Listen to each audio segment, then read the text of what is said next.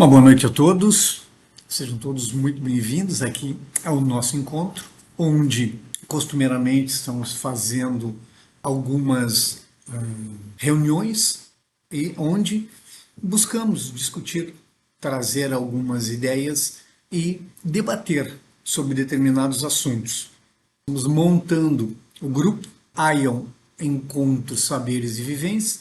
É um grupo de pessoas em formação que buscam trocar ideias, experiências, saberes. E tocou a mim a condução desse encontro de hoje, tendo em vista, tenho uma formação e bacharelado em filosofia e uma especialização em filosofia, mas diga-se que não é uma aula de filosofia, simplesmente uma condução, uma leitura, um briefing, um resumo sobre a República de Platão que nós escolhemos para debatermos as ideias e trocarmos experiências sobre o assunto. Então, apresentado o grupo Ion Encontros, Saberes e Vivências. Então, vamos dar continuidade, utilizamos aqui essa obra da editora La Fonte e adentramos o livro 2, dando continuidade ao diálogo sobre a justiça. Lá no livro 1, Sócrates acreditou que havia provado a ideia da superioridade da justiça em relação à injustiça, embora não tenha dado uma definição de justiça, mas tangenciando, constituiu a ideia de que a justiça é superior à injustiça. Mas o Glauco não se convence com essa ideia de Sócrates. E vai dizer a Sócrates: Sócrates, você acha que nos persuadiu? Ou pretende convencer-nos de que a justiça é melhor do que a injustiça? E aí, para dar continuidade a essa pergunta, o próprio Glauco vai trazer para o debate, para o diálogo, uma classificação de bens. Ele pergunta para Sócrates assim: Sócrates, pensa que existe um bem tal que possa ser aceito por si só, sem levar em conta as consequências?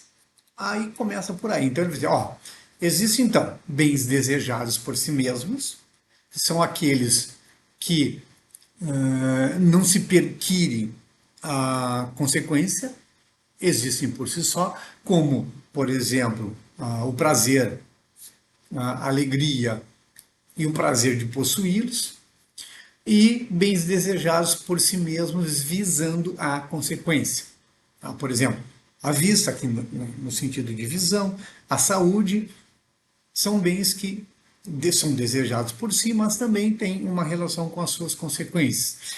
E um terceiro tipo de bens são os bens penosos.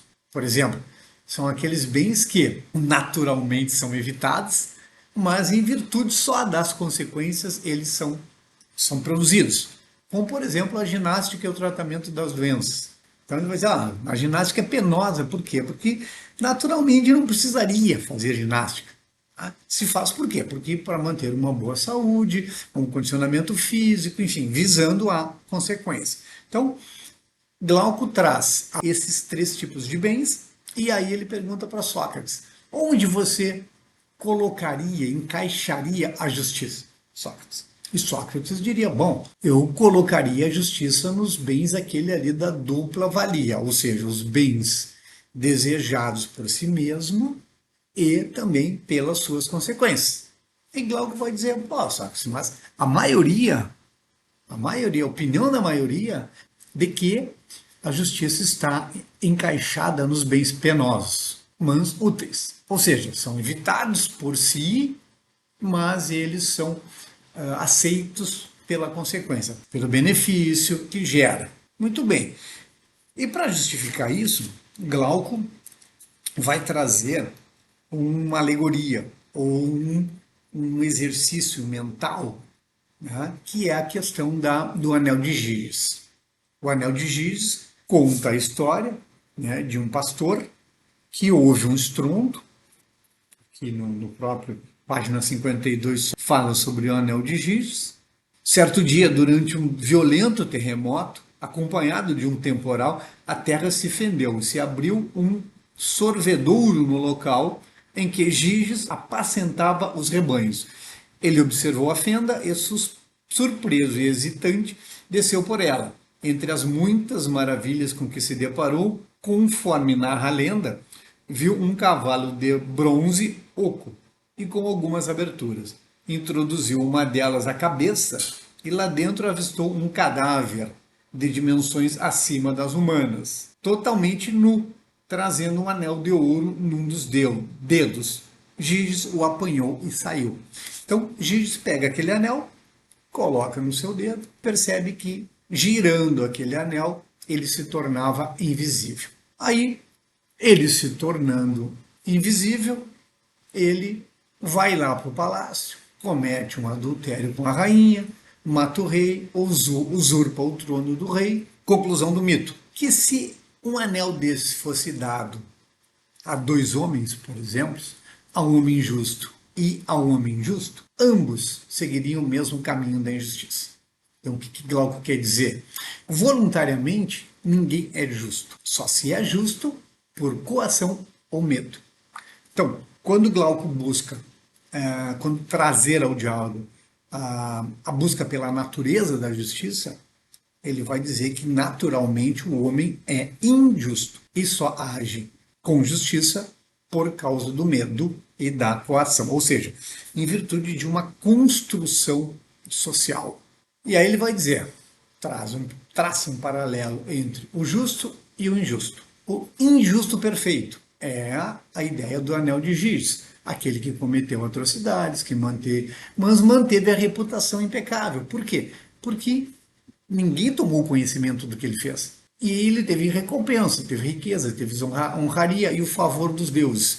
Porque depois ele vai comentar que essa questão dos deuses, os deuses são, na visão de alguns, são corrompíveis. Tá? Porque basta fazer um sacrifício, os deuses o perdoam. Então, e o justo perfeito é aquele que, um homem simples, né, bom, né, que não cometeu nenhum ato desses, né, está despojado de tudo, porque não cometeu aquele ato ali de usurpar o trono, enfim, mas continuou com a sua reputação. Então, esse aí, o destino dele, ele é torturado e executado. Por quê? Porque na visão dos outros, ele é justo, continua sendo justo, mas sem ter posse. Aí Glauco vai perguntar qual deles seria o mais feliz. Qual deles é o mais feliz? Aquele que age justo, injusto com aparência de justo, ou aquele que age justo, continuando sempre sendo justo. Muito bem, Adimantro vai entrar nesse diálogo e vai trazer um enfoque referente à educação e o discurso social sobre a virtude. Então, o que ele vai trazer agora? Ele vai trazer o seguinte: pais e educadores buscam aí a justiça não por ela mesma, mas em consequência da boa reputação e da fama dos filhos. Buscar a justiça pela consequência da justiça em relação aos filhos.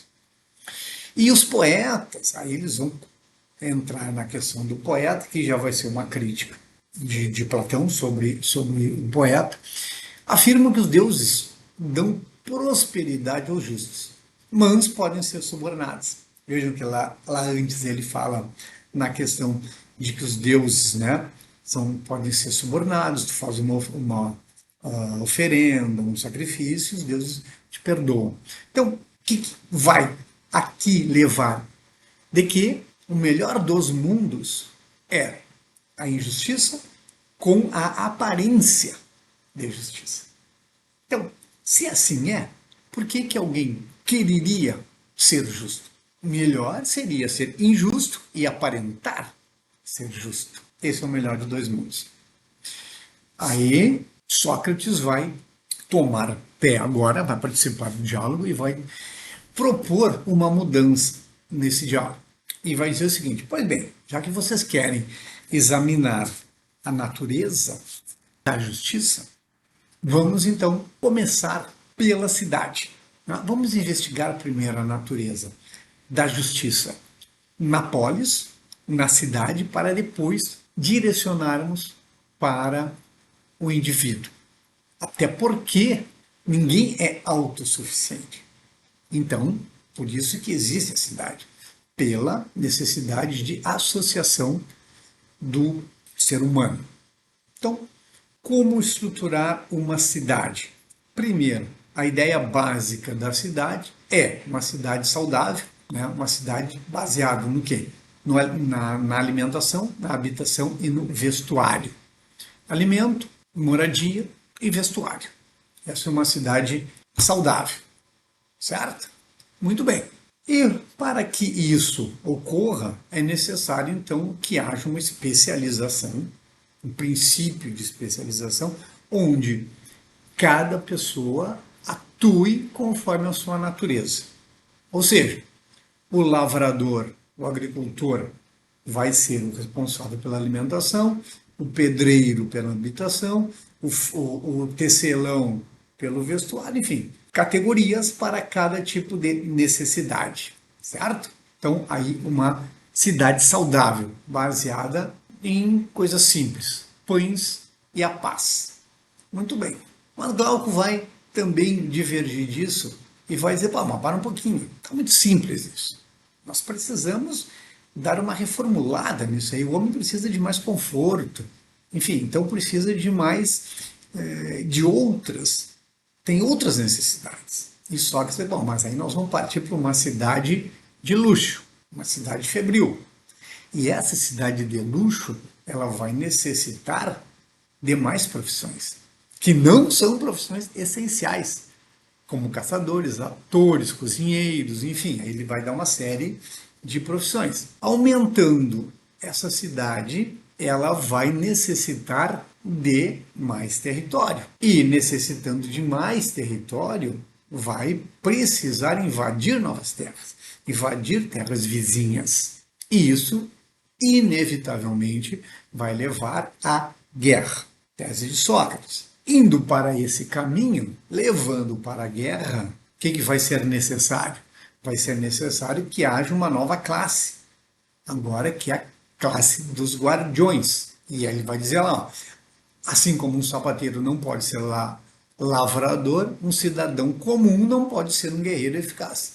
Por quê? Porque a guerra é uma arte.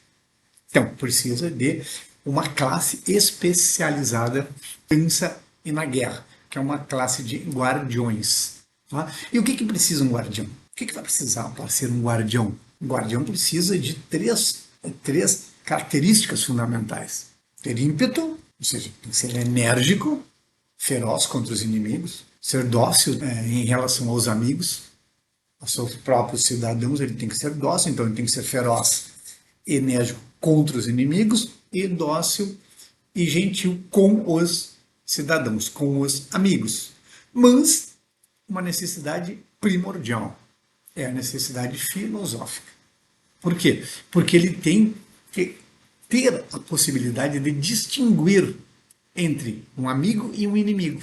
E isso precisa de conhecimento. Então precisa de uma natureza filosófica. Então, a educação deve começar por onde? Por onde se deve dar a educação? A educação desse guardião. Tem dois pilares, a música e a ginástica.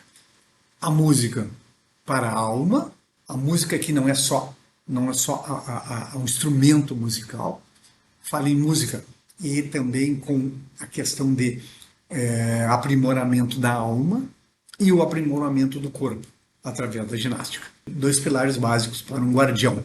E veja aqui como ele fala a necessidade de fábula, mas ele vai criticar aquelas, o próprio vai dizer aquelas mentiras dos contadores de mitos e de fábulas, é a necessidade de que haja uma regra de verdade. E aí, conceitos puros.